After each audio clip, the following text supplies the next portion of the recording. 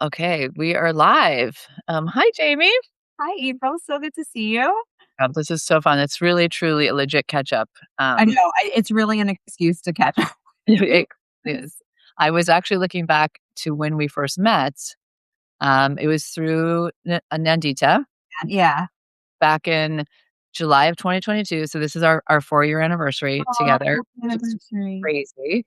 And you were just such a rock star and like jumped in early at the board and just like, sounds cool, I'm in. Well, And you know what? yes, I think when people ask, sorry to interrupt you, but I talk about the board a lot because it coincided with me starting my own business. And I feel like I was by myself in my apartment and it was such a it gave me such a sort of like freight, like a buoy to sort of like stand on and be like, oh, like there's all these other people doing this. Even though our backgrounds are so different, like I think I can do this. It's just been such an amazing support system for me. well, I'm so grateful for that. And you jumped in. I remember you moderated one of our first panels. And I was trying to figure out what the heck I was building. I was like, I had like a film crew. I'm like, wait, I'm not a media player. What am I, you There's know? been a lot of iterations, Yeah, it's been a lot of but it's iteration. all, It's it's been been such a, all so good. a rock star contributor. And, all the things is exactly what we're still built on is just sharing knowledge and learnings and resources and opportunities. And so I'm super excited to talk to you because I think the journey story is what everybody is the most interested in as we're all continuing on these journeys. No one's arrived at a destination yet. Um, but so when I talked to you, you were leaving Zip. So you moved into the brown space and you're moving back into consulting. And I had in my notes that you said like, your number one thing that you love is storytelling. I don't know if you remember that, but that was Yep. such a big part and obviously, the work that you do. So I wanted to kind of do a little bit of look back to look forward. So um clearly, your experience from the magazine world, I'd love to just kind of get a recap of how you got into that, some of your bigger fun experiences there, and then obviously when you started to know that the ship was sinking. But really Yeah. like the heydays.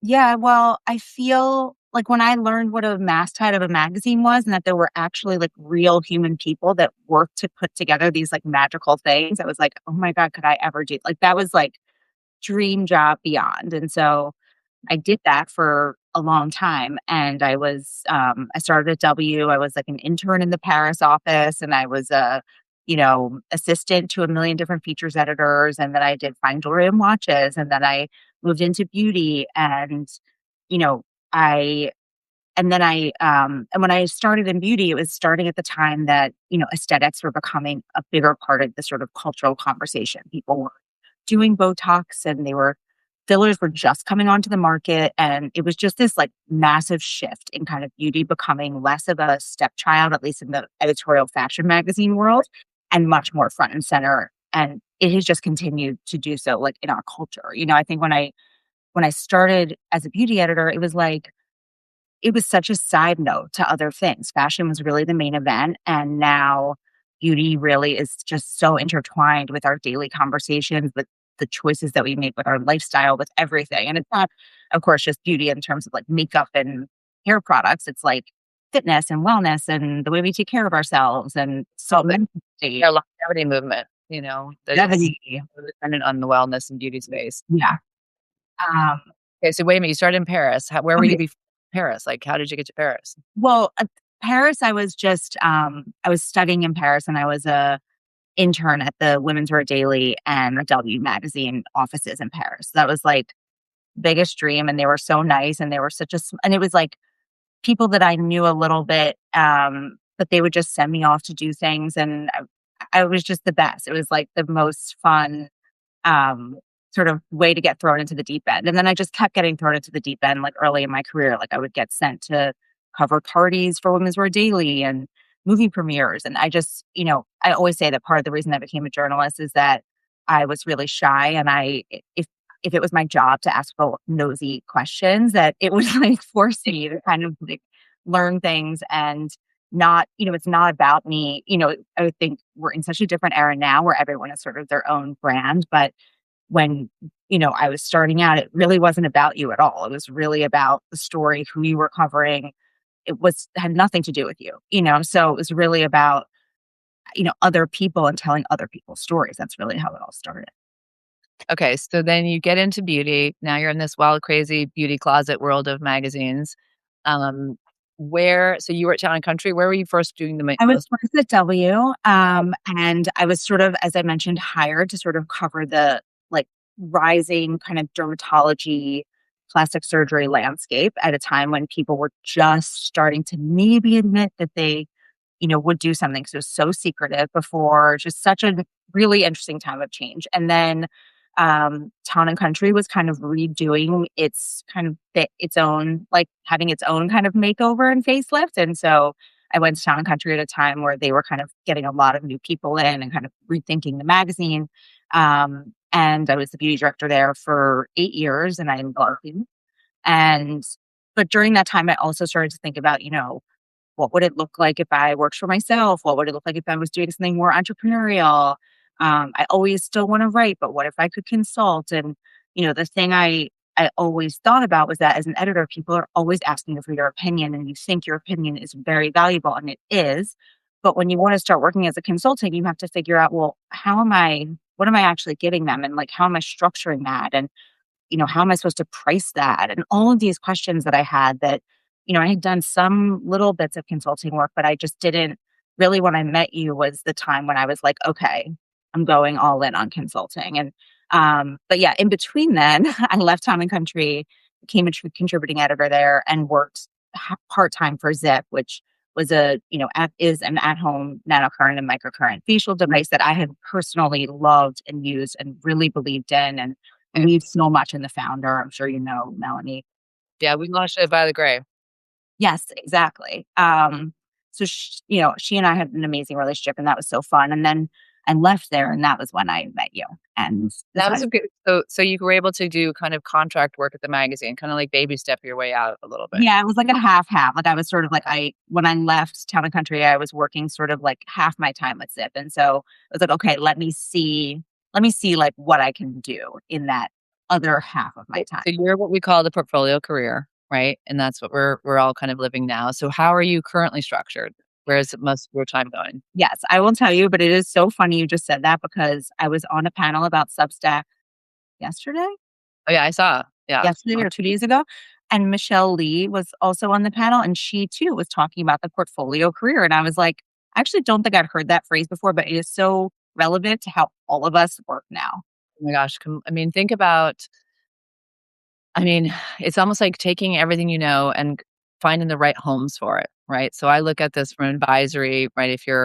Advise a couple of tech clients, I've got the board, I have some other clients, I'm a voter, I'm doing some mentoring and like how do they all help each other? Yeah, And we're also seeing at the other end of the spectrum too. It's not just people more senior in their careers, but more and more 5 years in are realizing like I'm not going to stick at that job for 10 years. I've got three different clients right now and they're already building into that. Clearly, my daughter's like selling on Depop and has this thing over here and is, doing her internship and going, it's just starts to become almost a necessity in a way, because of the way the world is changing so much and there's no longer like this linear path, right? That we're all kind of black and white between the lines.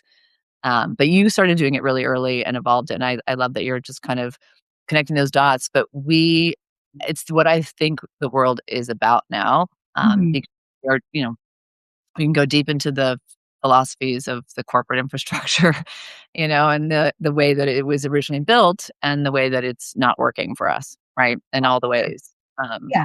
so okay, so yeah, so how was your time My structured? portfolio, my current portfolio. I would say the largest portion of my portfolio is Office of the Surface, which is my consulting company where I primarily work with luxury beauty brands. Also a bit of sort of like spa, travel, hospitality, and a little bit of tech um, on branding, storytelling, and strategic consulting. So that's definitely the bulk of my time.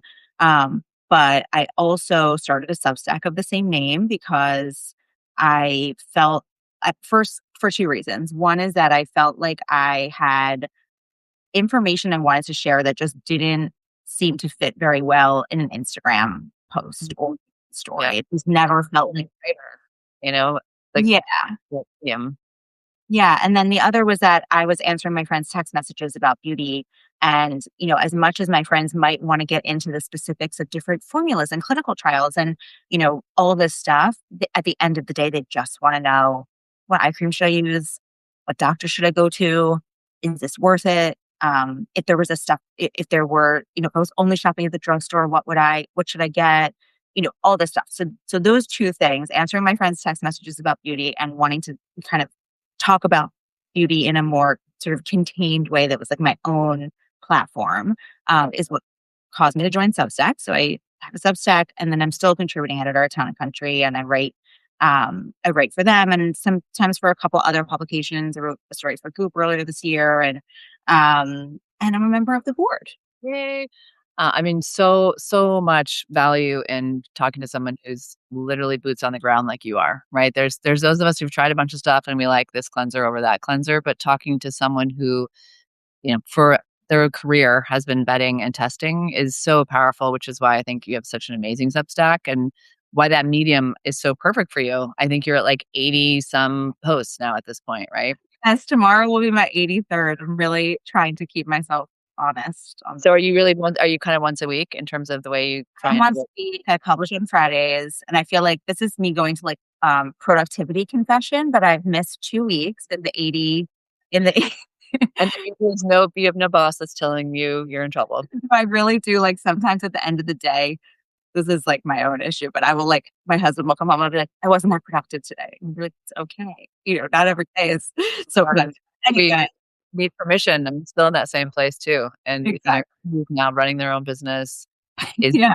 like an entrepreneur, but still breaking out of the expectations we gave ourselves as employees. It's such a weird thing to navigate because you want to hold yourself accountable at the same time you're doing this so that you don't have that level of Right. intensity and so finding that balance between those two things. And so how do you what kind of comes to you for like each week? You're like, I'm going to talk about this. I just met this brand. I'll go deep. Like, where do you kind of find your weekly Yeah. inspiration? I mean, there's no shortage of ideas, that's for sure. I definitely I will have several things going at the same time. I will try to do a mix of the only time I'll sort of check myself is I'll be like, "Oh," I'll try to kind of fill different buckets. Like I definitely do a lot of skincare. I definitely do a lot on fragrance. I started to do a lot on travel as well because like I'm kind of an obsessive traveler and love making like Google Maps for everywhere I'm going and, shopping and culture and restaurants and all that stuff. So I love doing that. A little fashion stuff, a little kind of aesthetics, plastic surgery, dermatology stuff.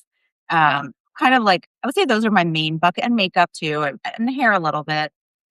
I'm sure there's other things. Wellness. There's too Yeah. many. There's a lot of buckets, so it's not. So sometimes I'll just be conscious of, oh, I did a lot of skincare things. Maybe I won't. I should do something else, or so I'll try to sort of vary it. But yeah, the ideas are not in That's short supply. It's just yeah, it's just the time to sort of like think them through and think about things that, I want it. It's also like it's your own name on it and it's your own, like, this is like what I'm putting out. This is what I'm thinking. And, Substack is really just we're all coming here to understand people's points of view and their personality and their perspective. Like that's really what this is. That's the power of this sort of independent thing. And so okay, but so we're also monetizing. So you're on ShopMy. So how do you balance? I mean, we both have a deep love for that platform. I've been advising them now for 3 years. The board's made over 400 introductions at this point, clearly even to a lot of creators. And so you've been on it. You've been using ShopMy for at least what, 2 years, maybe? Yeah, I have, I have done that through the board as well, which has been great. I definitely did, have that like, well, first of all, I do also offer a paid option on my Substack, which is something that I wasn't originally going to do and was advised to do, and I'm glad that I did it because it made me think about the type of content that I thought was. I think obviously it's all worth it, but that if people were going to pay, what would be the thing that would feel super special to pay. And Claire, I see your comment, and I actually am going to do something for all my paid subscribers and put all my Google Maps in one thing. But I actually next week I am gonna publish my Rome Google Maps. I just Oh my God, amazing. I wish I had that. I was just there a couple months ago. no, God, I should probably use yours too.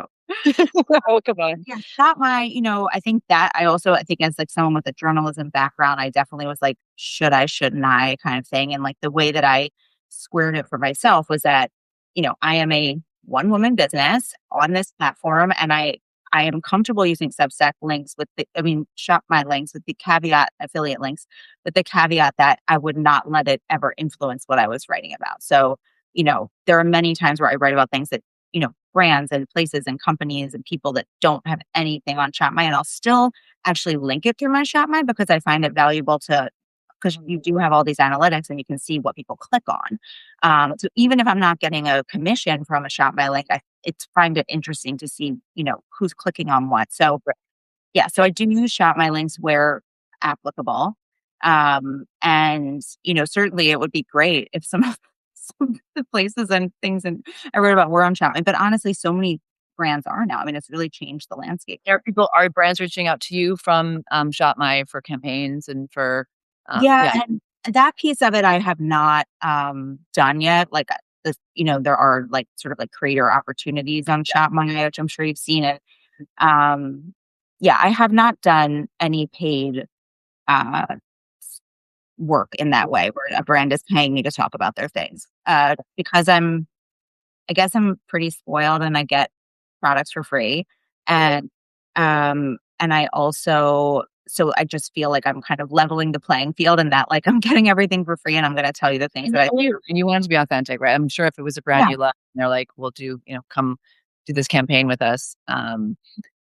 But then watching that space evolve has been amazingly crazy what they've built, and, I think it's 250,000 creators on there now, just a wild group. They're pushing into so many areas.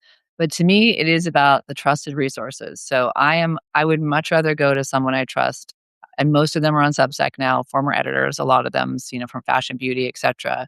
Those are like, "Okay, tell me what to buy. What are the picks?" And, when I was at Violet Grey, we had a friends and family, like, we never gave discounts, did a friends and family, and I sent this, like, "Okay, guys, for 3 days, 20% off to all my friends," and I link, like, top sellers, and I still have people say, "Tell me what to buy." So I took, like, a catalog of 300 things down to 20, and my friends were still like, "Yeah, but which one?"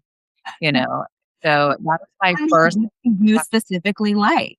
Yeah, it's like, "Okay, but just again, just tell me where to go." And so on that note, I'd love to kind of hear what are you loving between products? Like, I'm sure, like me, you get a million things. There's certain things you try once and never try again. Other things that you're like, it's empty and you're sad and you're tipping it upside down.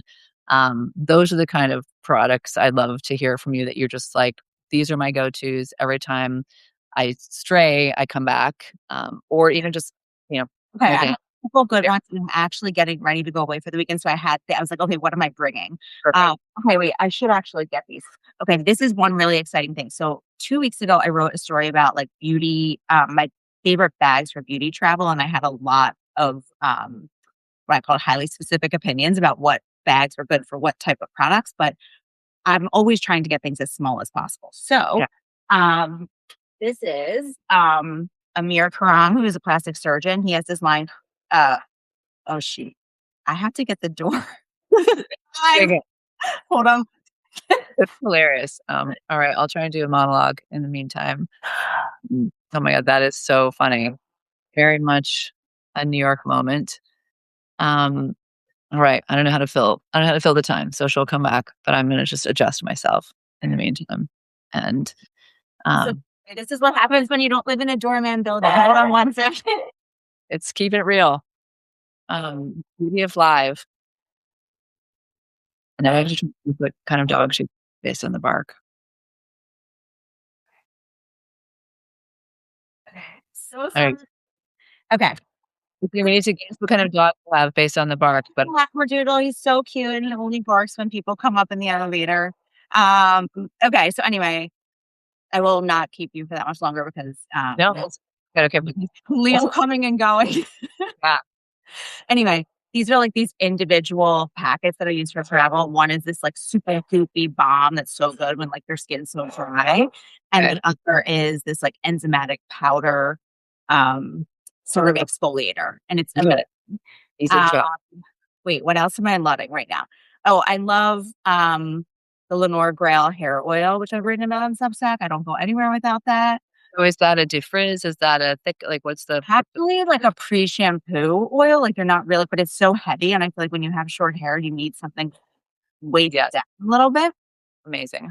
Use that. And then there's actually these new Armani Dolce blushes, which are so good, and the Christy Striker new brow thing on Sensitive. And yeah, these they're so cute. Okay, so that's a what is that? That's a It's Armani, okay, and it's a blush like this, but I've been using it on my lips too. It's so good. They're all amazing. okay. There's so many other products, but I won't keep you here all day. This is the good stuff. To me, Yeah. it's like I end up being that girl with, like, the same 5 things, and, um, smell is important to me. How are you with, like, non-scented, scented? Do you have a like, I'm a there with anything scent. Or obsessed with perfume every day. Like I just got a sample in the mail of a with a brand that I consult with, and I literally was like squealing. I was so excited that this one scent came. It's I What is have it? vetiver and it Okay, is vetiver scent. So and it's so good. So stay tuned on that one. self-love. Okay, now and so I know we talked about, like, painting covering grays at one point. You're like, "Okay, I have this thing, I have a powder." Where are you in that camp? Oh Anything yeah, I else? still use that product. That's it's a Color Wow like brow. It's Color Wow. I think it's like a eyeshadow for your hair basically, and they have a million different colors, like, they would have a color for you. It's these, like, magnetic Do this right now, so no, it's like these ionic, they have, like, a charge, and so they, like, stick to your hair, the powder. what? They're so good. That's amazing, I still use that, but I do get my hair color pretty soon. Okay, so then quick, because I know you're in the aesthetics world, is there any procedure process, like, we're all there's so many new machines that are popping up from, like and things that are not new at all, from, like, cool sculpting to we just talked about Fraxel earlier, what are you in, like, the must-have when you hit this age, this is a treatment or, facials is one thing, but then there's all the other things. Where Yeah, do you there's so many options, and I feel like that where there's a lot of newness is in the sort of monopolar radio frequency category, which is like ZERF, which you might have heard of from Korea, which is like the XERF. yeah, There's actually a new one that is monopolar and bipolar radio frequency, but not microneedling. It's just the energy modality, not you don't microneedle first. And there's a new one I tried called Density, which is so I think those and I'm a big fan of Softwave as well, which is ultrasound. I'm a big fan of these like energy-based devices that don't require any downtime that, are sort of like working over a period of time. And I think all of these things they work, but they're incremental. It's yeah, like not it's just, sure. if you it's like little by little, once a year, twice a year. It's like these little things that you're sort of doing along the way. But I do really like those. Okay, and for something like the ZERF, it's like you said it's once a year or twice a year? Like, what we're I think that one is like 2 treatments, maybe spaced a month apart. They all kind of have that like, initial recommendation for a couple sessions, and then it's like a once a year or once every 6 months, slash, probably you could do it more often, but and then it's who you trust, right? That's the thing. So you're all and so clearly following your Substack is a great way to get access to all those recommendations. Definitely, you guys, if you're not following, it's Office of Surface Beauty Notes. yeah. Jamie is prolific and generous in all the ways, and so fun to watch. You now take us on your video journeys as well. So keep doing that. Thank you. I love And him. I could do all day.